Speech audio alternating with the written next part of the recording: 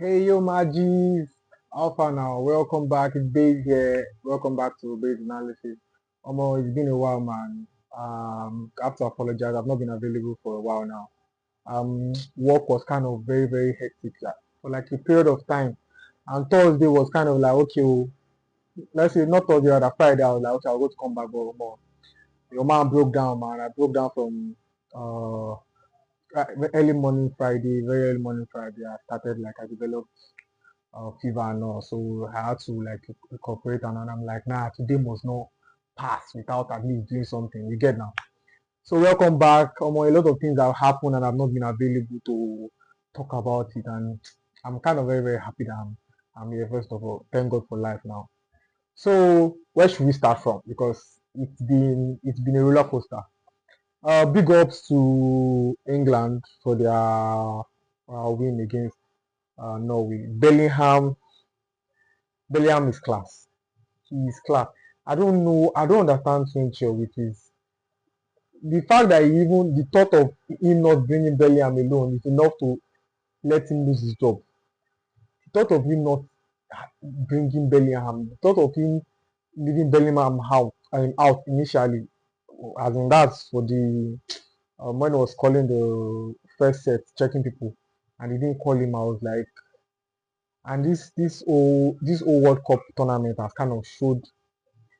I don't know what Kinche was thinking, and I don't know. I don't with reports that we are hearing, like the interview that two of them gave. Bellingham was not kind of pleased with what he said, what Kinche said in the interview. And I'm 100% sure he cannot bench Bellingham in the semi-final.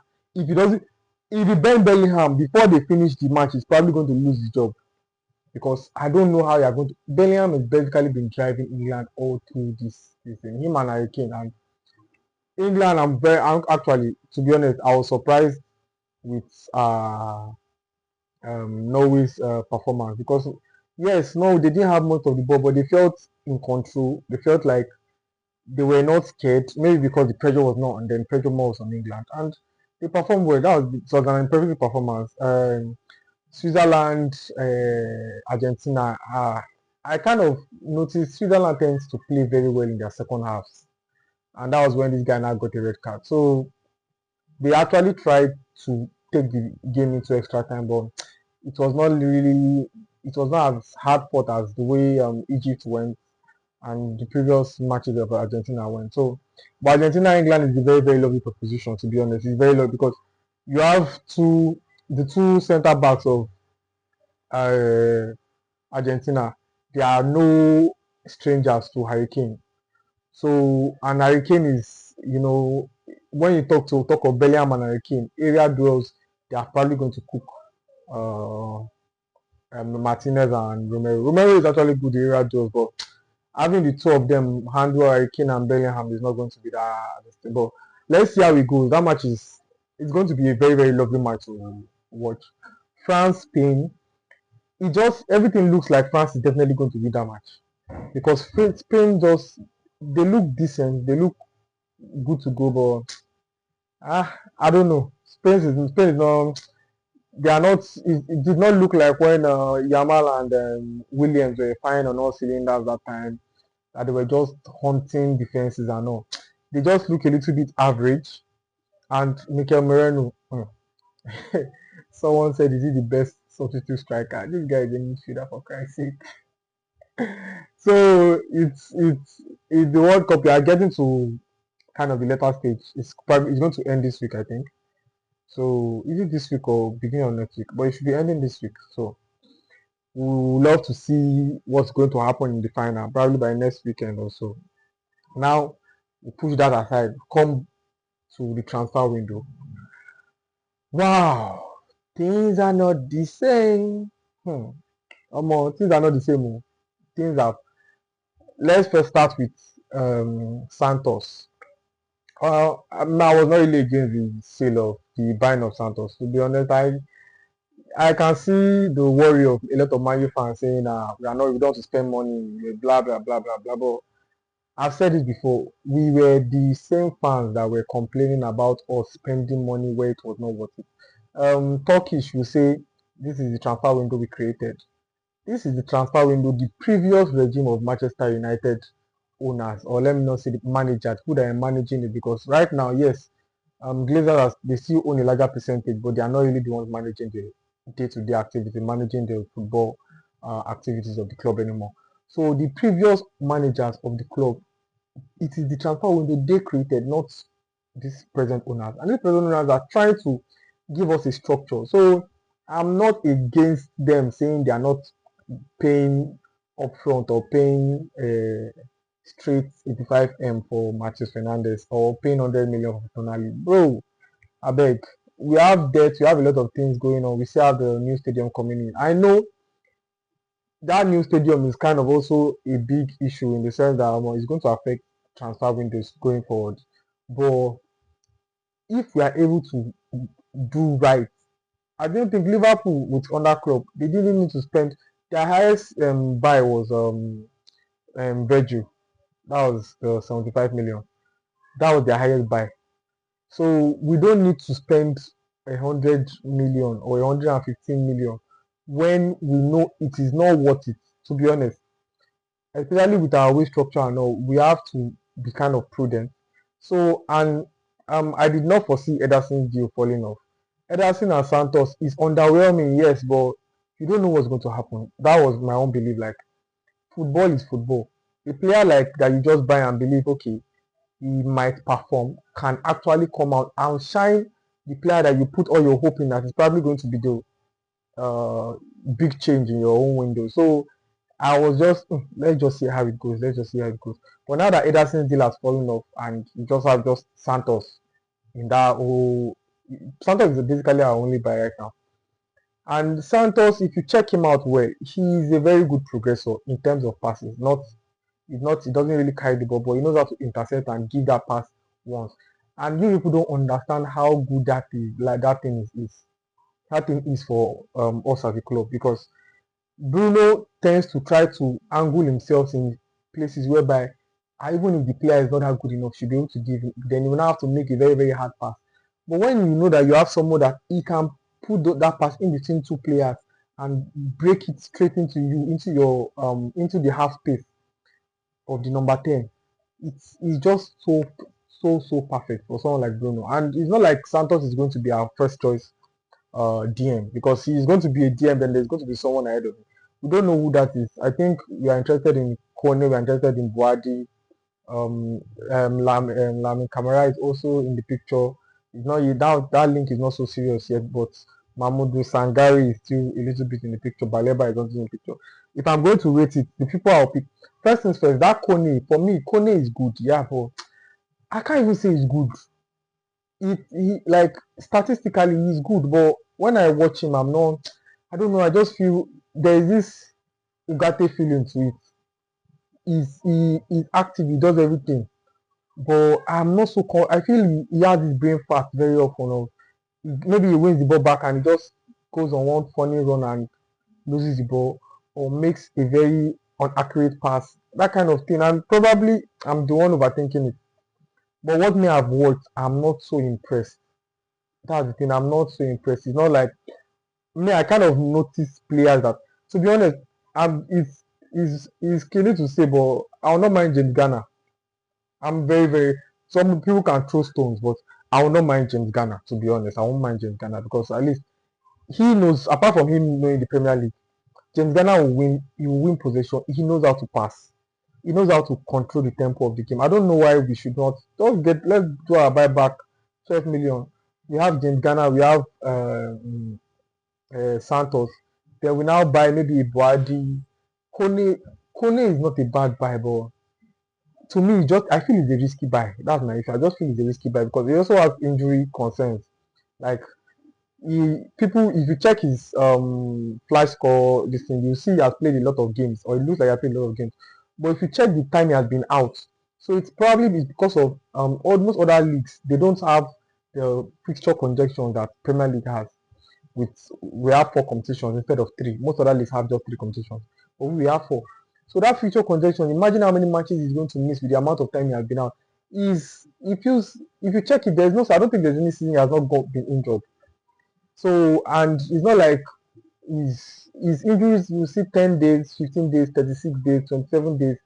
series like that, and I'm like, come on, this Kone is, it just feels a little bit very dicey for me. Baleba is one, but I don't know. Baleba is for 50 million, fine, but for 70 million, I beg, more than rest. Which other one again? Mamudu Sangare, I would love to have that guy. I would love to have Sangare because he doesn't just win the ball; he knows how to pass. He's technically good. When a player is technically good, even the winning of the possession and all, it just kind of it. I feel it helps them in their positioning.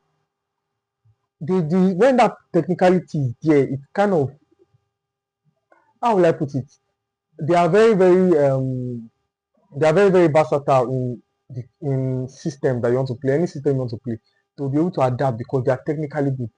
But when the player is just all physicality, all let's go to war, let's fight. I beg, I beg. Technicality has to be there. Even at the Roy King that we're always saying was a this thing was technically exceptional. What he knew how, Roy King, people always say something, Roy King knew how to, he was so good at one touch passing. And it's so funny how you don't, one touch passing does not, it's not just the pass to me and give you, you know how to angle your leg sometimes because you have to make this pass to this person and the way you are bent does not support your inside foot. So the way you have to angle your leg to make it like so that the pass will go. So your technicality has to be good enough for you to be very good at one touch passing. And Roy Keane was kind of one of the masters at it. It made him look exceptional because it made his own football look easy. So all those things kind of count in situations like that. So I don't know about Kone, but Mahmoud Sangari fine. Lami Kamara too fine. Though he kind of faded off at the end of last season. We didn't really hear much about Sangari, but about Kamara, but Sangari on point. Still two is also a good option, but honestly, if you are having doubts on this thing, please just bring back James Garner and get one this thing because I'm not. Ghana he has performed for 2 seasons now in Everton, and it's not like he's not a bad player. Some people just feel he's not that good. He's not a bad player. James Ghana is not a bad player. He's very good on dead balls. He knows how to give a drop a pass, and he knows how to break lines. And to me he's kind of that level. If Ghana was if we don't if another team wants to buy Ghana, they'll be earn 50 million. But because of the other buyback clause, we are in a very good position. You can get James Garner if you see everything is going this thing and get one of these this thing. Kone is an option, but I will not lie, I'm not fully sold on Kone yet. I'm not fully sold on Kone. So let's move on to other team transfers. Newcastle, they are still after this guy of Switzerland. I think the deal is going to move a little bit faster now. Uh, Garnacho is leaving. Garnacho is leaving Chelsea. Starboy Garnacho. One season in Chelsea and you are outside the door. I don't want to divert energy to Garnacho. He will be fine. He will be fine. Garnacho leaving Chelsea. Who else again? Greenwood. Mayu is going to get at least a small payday, maybe 10, 15, 10 to 11 or 12 million for Greenwood's sell-on clause. Who else? Who else? Who else? I don't honestly. I feel like we signing Dalo of Leeds, former Leeds goalkeeper. I would have loved us to keep Vitek, but I think we want to gain from Vitek and have a buyback clause. So if you can sell Vitek for like 30 and have a buyback clause, it's fine because Vitek is actually a very good goalkeeper. But I'm not sure he want to come in as a second goalkeeper. I think he wants to more like the first or have a say in being the first goalkeeper. And most of our players are back, so then who else? I think Liverpool is after a certain player. I want to remember there's a player Liverpool is after and that team is after. But Arsenal, I don't know what's up with Arsenal and Tosic. Um they've not is it Tosic or Tosic, the guy from Club Brugge. They've not moved ahead with him. I think they are waiting for Roger. So if they get Roger, they'll probably leave the guy. That's that's is actually because I feel man we are so dedicated in getting our midfield sorted then the left back then We'll probably know if we get a winger or get a striker. So let's just see how everything plays out. But now at least our first preseason match I think is this weekend. So we should be able to start seeing changes. Like things are going to start hitting up because preseason has started. Everybody wants to get their players in, even mostly before preseason. So things are going to start changing. Our World Cup will be finishing up I think this week too. So who else again? I'm kind of thinking who else? There's not really any transfer deal that Trossard is leaving soon, so I think that Trossard leaving will kind of accelerate the likes of Morgan Rogers and let's know what's going to happen with those ones. Who else? I would love to talk about the big six, but I don't want this video to be long. Maybe the next video I'm probably going to make, probably on Tuesday or Monday, Monday evening, one of the two. I'm going to talk about address big six if they've not made a video before the last one because the last one that they made, I actually addressed it, but something came up, so I was no the video did not finish. So I had to like okay, I'll record the video. Then I became so busy I didn't have time. So, but I'm going to address the big. I don't know if you guys know the big six. It's a channel on YouTube. Turkish, Martis, Said, Tobes, Stevo, and this Liverpool guy. I've forgotten Liverpool guy. So I kind of I'm a fan. I watch a lot of football channels on YouTube. So I'm a fan of the big six. I'm a fan of. I watch basically all team football. Will I say football fan pages? Like I watch Turkish is an Arsenal fan. Wherever Arsenal, I watch it. I watch Martis, the Chelsea fan. I watch Roy Jennings, is a Chelsea fan. I don't watch Man City. They don't really have any this thing that I can go and watch. I don't know. I'm not really a fan of Steve. Steve can be. He can be honest, but I'm not really a fan of him. I just feel there's a lot of beef or bias, but there's sometimes it comes correct. But I'm not really a fan of Steve. I don't even really watch Saeed that much, to be honest, because I already have my Man U people that I watch, so I kind of watch him through Big Six. So I think that's all for now. So we'll see you guys soon. Have a lovely day. It's Dave in the house. Peace out.